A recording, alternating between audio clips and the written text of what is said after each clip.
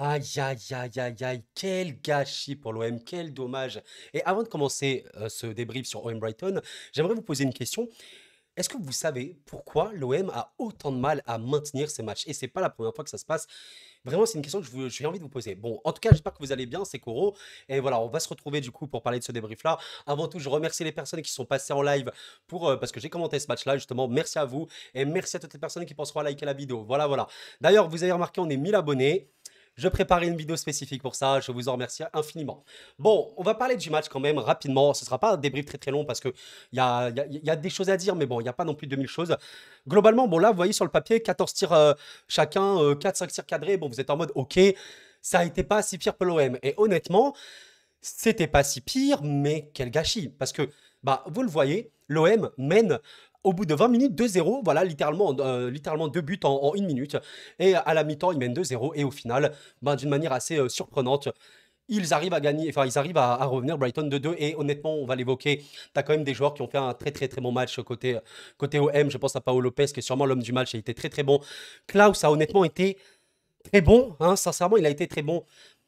Le penalty qu'il concède, c'est tellement, tellement dommage, tellement, tellement dommage. Ça te fume un petit peu sa prestation qui est vraiment bonne, hein.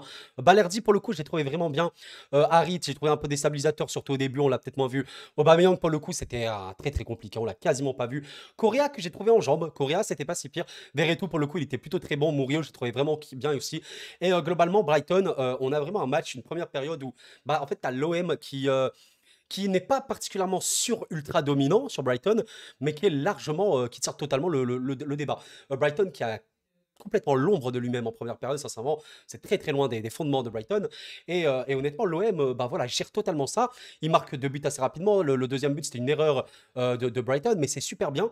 Et au final, voilà, l'OM mène 2-0, mais je vais vous montrer maintenant quelque chose, un screen sur Twitter de DataFoot. Encore une fois, j'ai déjà parlé de DataFoot, c'est un des meilleurs comptes Twitter à suivre si vous aimez des stats avancées et tout. Donc n'hésitez pas à suivre DataFoot.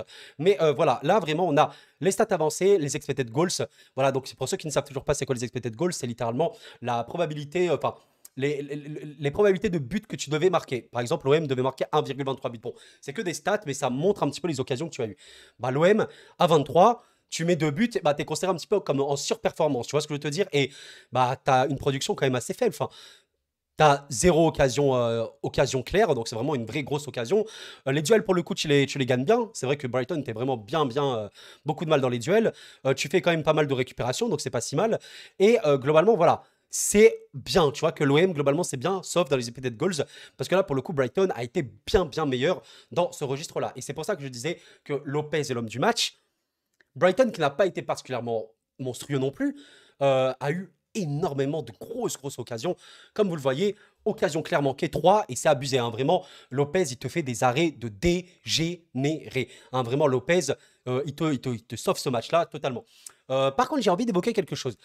Un truc qui me saoule aussi avec l'OM, c'est au niveau des remplaçants. Alors, Vitinha rentre. Vitinha, j'ai vraiment pas envie de le critiquer ou quoi, hein. Vraiment, moi je suis pas là pour ça et tout. Mais force est de constater qu'il y a aussi mieux à faire. Vitinha devrait mieux faire.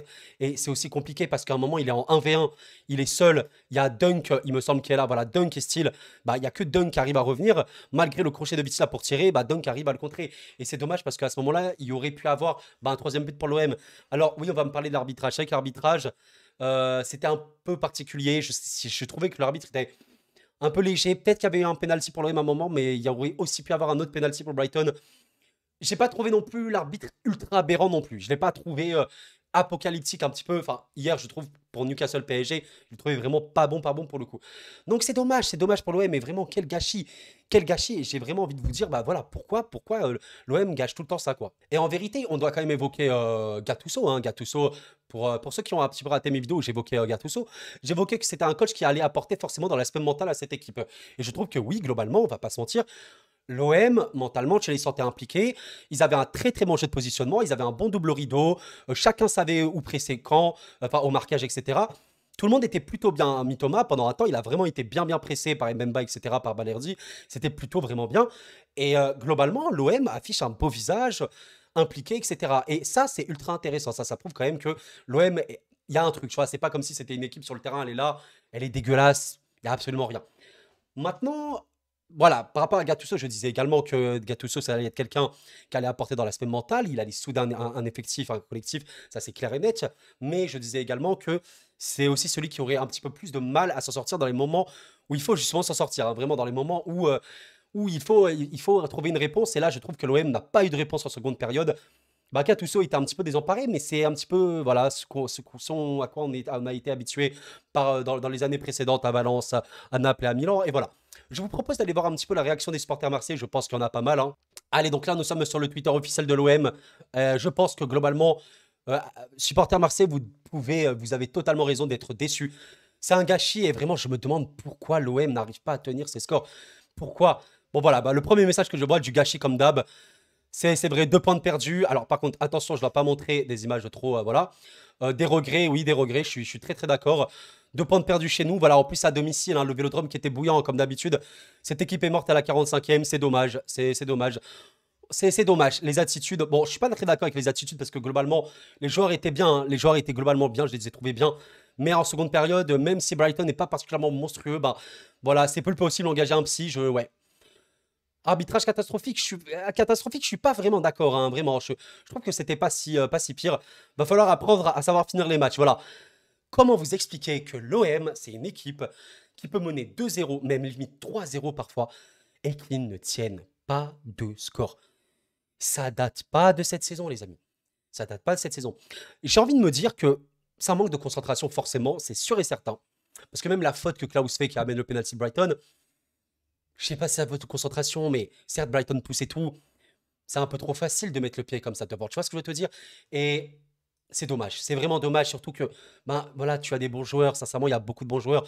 Pourquoi, par exemple, aujourd'hui, Aubameyang, même contre un Brighton qui est honnêtement vraiment absent, bah pourquoi Aubameyang ne te fait pas un bon match? Il a été vraiment, vraiment dépassé. Ndiaye, il a été un peu plus en vue, mais c'était un peu plus limite pour le coup. Correa, qui lui, il faisait débat, bah, j'ai trouvé que c'était un peu meilleur, vraiment.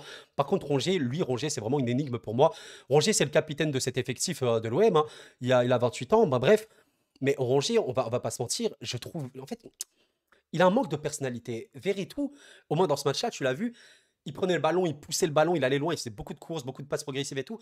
Mais Rongier, à jamais, tu sens que Rongier, il apporte un surplus, il surdomine bah, le milieu de terrain et c'est tellement dommage parce qu'il y avait vraiment, vraiment beaucoup d'espace. Donc voilà, c'est un vrai gros, gros gâchis pour l'OM, encore une fois. Moi, j'aimerais vraiment, vraiment que vous me répondiez, bah, pourquoi, voilà, vraiment pourquoi l'OM cache autant. Voilà. Et je vous remercie en tout cas d'avoir suivi cette vidéo. Pensez au like, à l'abonnement si ce n'était pas fait. Merci, merci, merci infiniment.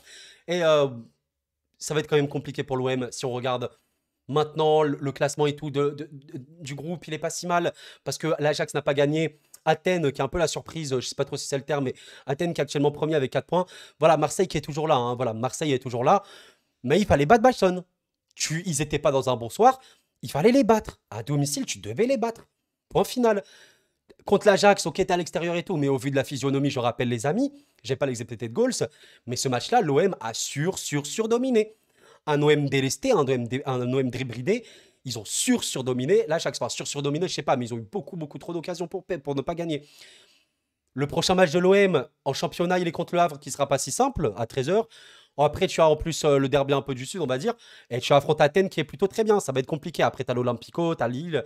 Tu que des matchs de malade pour l'OM. Bon, on verra ce qu'il en est. Bref, je vous remercie d'avoir suivi cette vidéo en tout cas. Pensez encore une fois au like, à l'abonnement. Et d'ici là, on se retrouve très très bientôt pour des prochaines vidéos. Prenez soin de vous les amis. Et la paix sur vous.